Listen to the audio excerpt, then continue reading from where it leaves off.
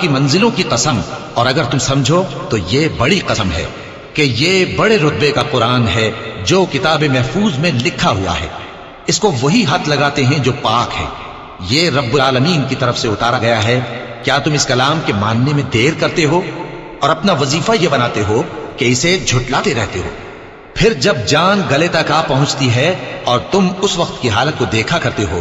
اور ہم اس مرنے والے کے تم سے بھی زیادہ نزدیک ہوتے ہیں لیکن تم کو نظر نہیں آتے۔ بس اگر تم کسی کے بس میں نہیں ہو تو اگر سچے ہو تو تم جان کو لوٹا کیوں نہیں لیتے؟